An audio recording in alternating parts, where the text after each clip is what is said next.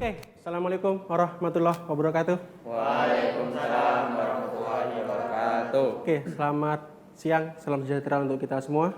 Siap. Oke, hari ini anak-anak kita pembelajaran sejarah. Ya. Sebelum pembelajaran kita berdoa dulu. Silakan Reza dipimpin doanya.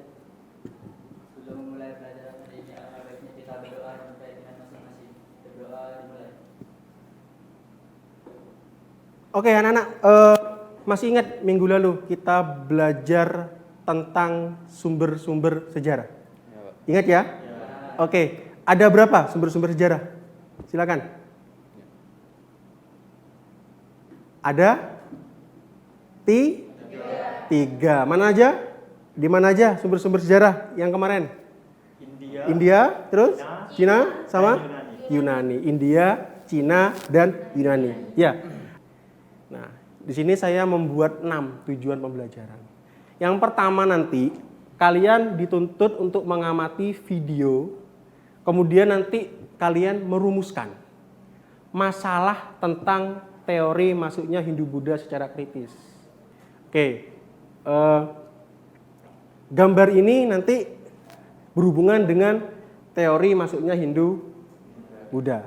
Ya, gambar ini nanti berhubungan dengan teori masuknya Hindu-Buddha. Oke, coba gambar pertama. Silakan, ya. Gambar apa? Candi Borobudur. Oke, tepuk tangan untuk temannya.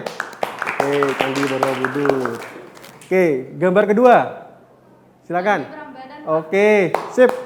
Oke. Nah, Candi Borobudur itu peninggalan apa? Apa?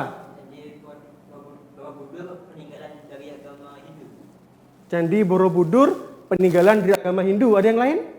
Mungkin? Berpendapat? Paham ya? Nah, tadi kan sudah saya lakukan presensi terkait dengan pengecekan kelengkapan. Ternyata semua alhamdulillah masuk kan? Tidak ada yang sakit, tidak ada yang izin. Ya, nah berarti kan untuk pembentukan kelompoknya aman. Ya, oke. Nah, ini kelompoknya. Oke, silakan bergabung dengan kelompoknya. Boleh pisah tempat duduknya, bergabung dengan kelompoknya. Silakan.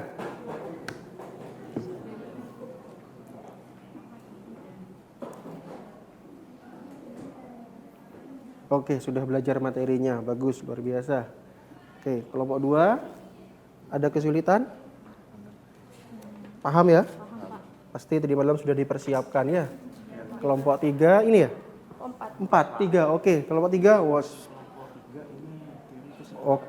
Oke, nggak apa-apa, nggak masalah. Ya, nggak apa-apa. Nggak apa-apa. Iya. Sampai mana? Sudah hampir selesai? Hampir selesai. Oke, bagus. Tetap semangat. Oke. Oke. Oke.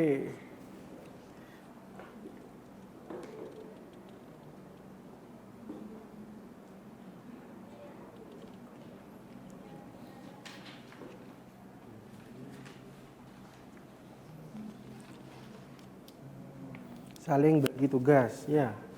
Oke, sip, kolaborasi.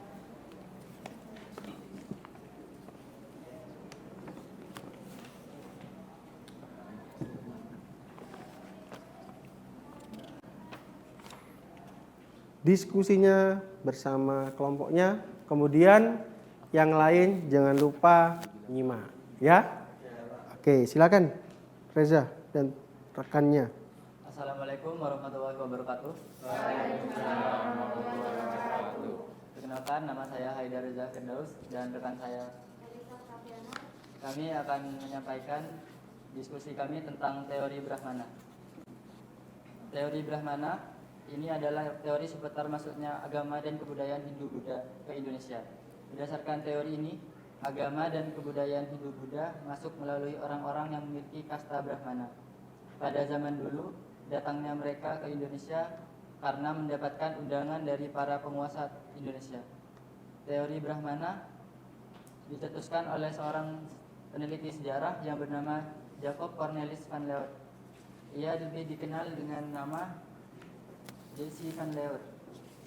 J.C. van Leeuwen menggunakan prasasti-prasasti yang menjadi peninggalan-peninggalan kerajaan-kerajaan Hindu-Buddha sebagai landasan atau dasar terciptanya teori Brahmana. Kemampuan beliau dalam membaca bahasa Sanskerta dan aksara Pahlawan sangat hebat, sehingga mampu mengungkapkan fakta tentang masuknya agama dan kebudayaan Hindu-Buddha. Padahal Van Leeuwen bukanlah seorang yang berasal dari India atau memiliki keturunan India. Teori ini semakin diperkuat dengan adanya ajaran agama Hindu yang mengatakan bahwa ajaran agama Hindu hanya boleh dipelajari dan dipahami oleh orang-orang yang berkasta Brahmana. Bahkan dari ajaran agama Hindu juga mengatakan bahwa yang berhak menyebarluaskan agama Hindu harus orang-orang yang memiliki kasta Brahmana.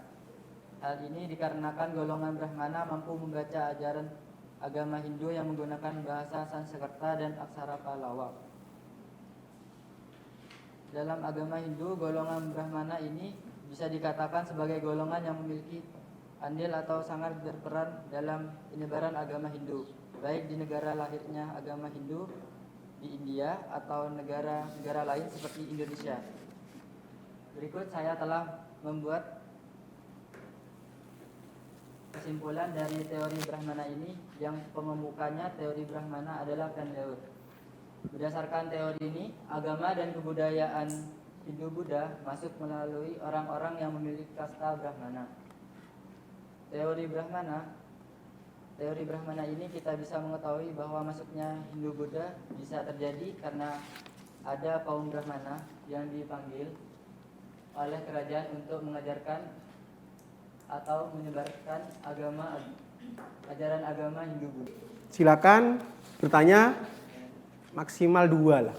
Ya, maksimal 2 pertanyaan. Oke, silakan. Ya, silakan. Dari materi itu, yang pertama, mengapa teori Brahmana cenderung lebih cepat berkembang di Indonesia? Oke, ditampung dulu nggak apa-apa. Oke. Ada lagi? Ya, silakan. Saya dari kelompok 4 ingin bertanya. Jelaskan makna dari kata Brahmana. Oke, jelaskan makna dari kata Brahmana. Oke ya, ada 2 penanya. Oke, silakan. Baik, terima kasih atas pertanyaan dari rekan-rekan sekalian. Saya akan menjawab pertanyaan dari Imelda tentang mengapa teori Brahmana cenderung lebih cepat berkembang di Indonesia. Jawaban saya adalah kaum Brahmana cenderung lebih cepat dalam menyebarkan agama Hindu karena kaum Brahmana telah menguasai bahasa Sanskerta, dan bahasa Sanskerta merupakan bahasa yang sangat penting bagi agama Hindu. Apakah jelas? Oke. Jadi sudah jelas ya? Oke. Yang kedua. Yang kedua, saya akan menjawab pertanyaan dari Hengki. Jelaskan makna dari kata Brahmana.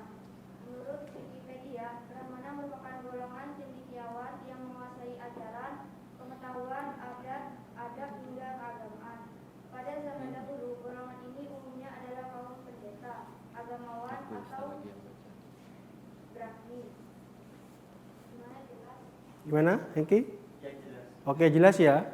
Jadi 2 pertanyaan tadi sudah dijawab semua dan jelas semua ya tentang teori Brahmana ya. Sudah dijawab lengkap ya. Oke, tepuk tangan untuk kita semua. Nah, ini meskipun jam-jam terakhir gini wis semangat ya. Oke. Ada pertanyaan lagi tentang teori Brahmana? Waalaikumsalam warahmatullahi wabarakatuh. Oke. Itu kesimpulan dari kelompok 1. Oke, terima kasih Reza. Silakan duduk dari kelompoknya. Oke.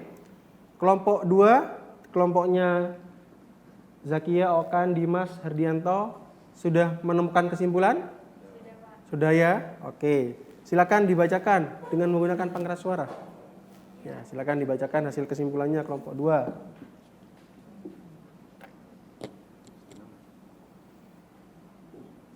Assalamualaikum warahmatullahi wabarakatuh. Salam. Saya dari kelompok 2 akan menyampaikan kesimpulan dari teori Waisya. telah didiskusikan kesimpulan dari teori Waisya berdasarkan hasil diskusi bahwa teori Waisya disebarkan oleh para pedagang, di mana para pedagang saat melakukan kegiatan jual beli sambil menyebarkan agama Hindu. Kelemahannya hanya para Waisya kesulitan dalam menguasai bahasa Sanskerta. Oke, bahasa Sanskerta ya. Oke. Sudah? Oke, sudah. Terima kasih ya untuk kelompok 2. Dari kelompoknya Zakia, Okan, Dimas Herdianto ya. Oke. Kelompok 3, Sudra. Ya. Sudah menemukan kesimpulannya ya? Silakan menggunakan pengeras suaranya. Ya, supaya terlihat jelas ya. Oke. Assalamualaikum warahmatullahi wabarakatuh. Waalaikumsalam warahmatullahi wabarakatuh. Kesimpulan hasil diskusi kami, golongan Sudra merupakan golongan budak yang mempunyai cita-cita untuk mengubah nasibnya. Ketika berhasil menyebarkan agama Hindu, golongan Sudra percaya bahwa Sekarang di akhir pembelajaran ada yang namanya tes kognitif. Kan punya paketan semua toh? Ya, saya ada soal quizzes. Tidak terlalu banyak, silakan dijawab semampu kalian. Ini tujuannya bukan untuk mengukur kalian bisa tidak bisa, pintar tidak pintar, tidak. Ini hanya untuk evaluasi. Sejauh mana kelompok kalian tadi sudah presentasi yang sangat baik, sangat bagus untuk diukur melalui tes ini. Oke ya, sebentar saya kirim link quizesnya ke grup WA dulu.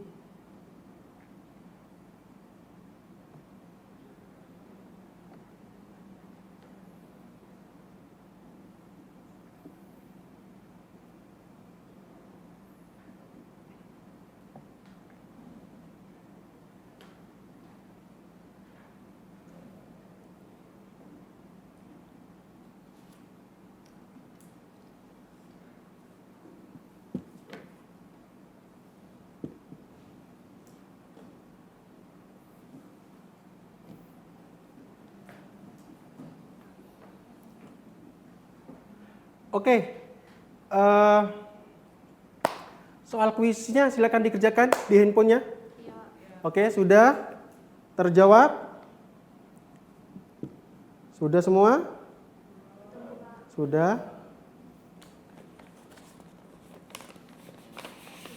Oke, laporan di data saya luar biasa. Peringkat 1 Reza, peringkat 2 Elisa, peringkat 3 Zakia, peringkat 4 Ulfa, peringkat 5 Ija. Oke, tepuk tangan untuk kelima peringkat tersebut. Oke, luar biasa.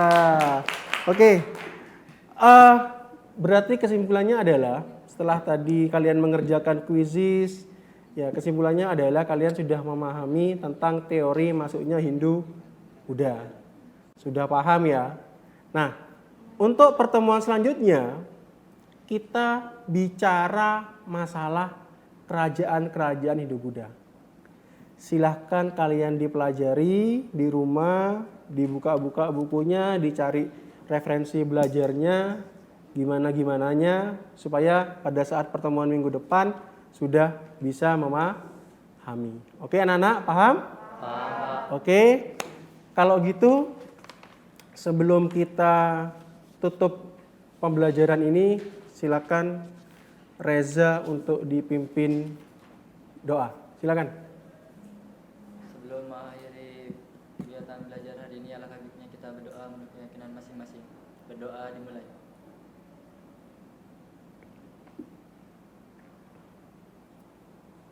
Selesai.